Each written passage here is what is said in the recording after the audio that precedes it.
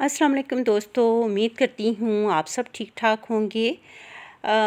शदीद गर्मी के दिन हैं और इस गर्मी के मौसम में एक बेहद खूबसूरत फ्रेश जो है प्लांट मैं आपसे शेयर कर रही हूँ, जो कि सन लविंग प्लांट है।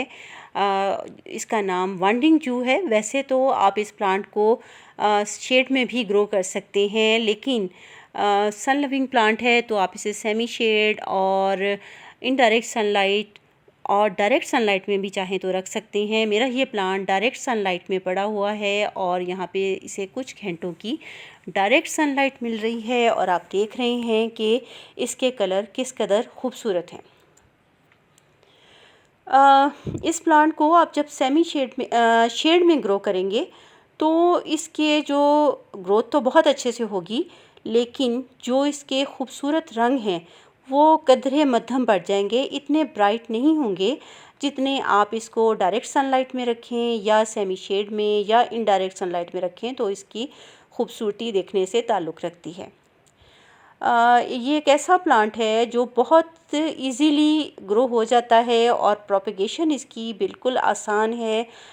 इसके साथ साथ कि ये एक बेहद खूबसूरत प्लांट है, इसको केयर जो है वो भी बहुत ज़्यादा नहीं चाहिए होती है।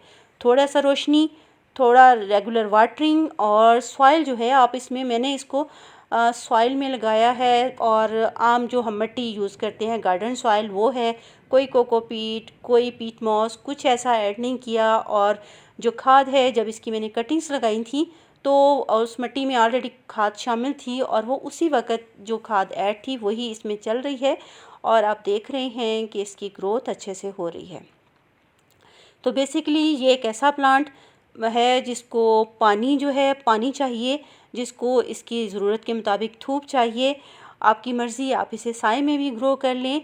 और एक मेन चीज़ जो सबसे ज़्यादा ज़रूरी है, बाकी चीज़ें जो हैं वो तो हैं, लेकिन मेन चीज़ कि इसको आपने वेल ड्रेन्ड सॉइल में लगाना है। पानी जब ताकि आप इसको दें तो वो पॉट में ठहरा ना रहे और ड्रेनेज होल से वो पानी ड्रेन हो जाए और एक्स्ट्रा जो पानी है वो पॉट से निकल जाए। इसकी स्टेम जो है ये देखें, इसको प्रोपेगेशन, यहाँ से हम एक स्टेम लें, निचले लीव रिमूव करें, एक नोड एरिया है उसको जो है हमने मिट्टी में दबाना है।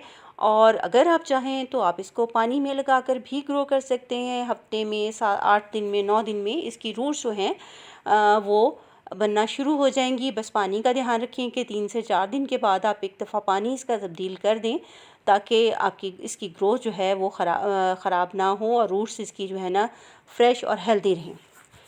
ये एक छोटी सी कटिंग आप देखें, इसके शेड्स देखें किस कदर खूबसूरत जो है, क्योंकि ये जो पर्पल वाला जो वांडिंग जू है ये तो बहुत कॉमन है। ये वाला जो प्लांट है ग्रीन, वाइट और ऑफ वाइट शेड्स वांडिंग जू के, ये थोड़ा सा इतना ज़्यादा कॉमन नहीं है।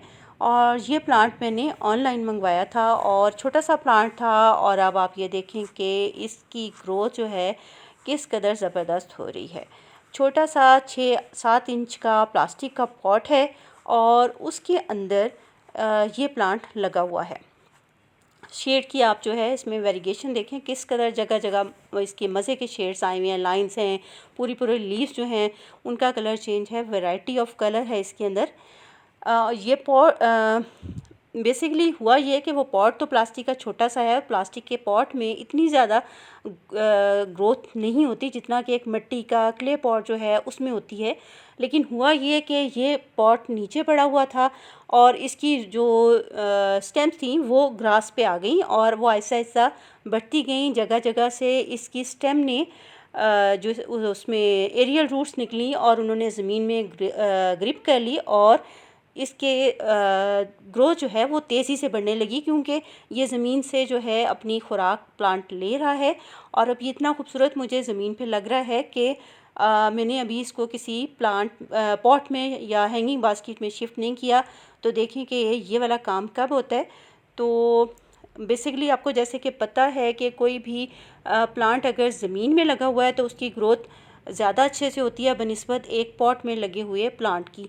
तो ये भी आप समझे कि वो एक प्लास्टिक पॉट में तो लगा है, लेकिन इसके बहुत सारी जो है स्टेम ने क्योंकि ज़मीन में अपनी ग्रिप कर ली है और वो ज़मीन से खुराक ले रहे हैं, तो इसकी ग्रोथ जो है बहुत अच्छे से जा रही है।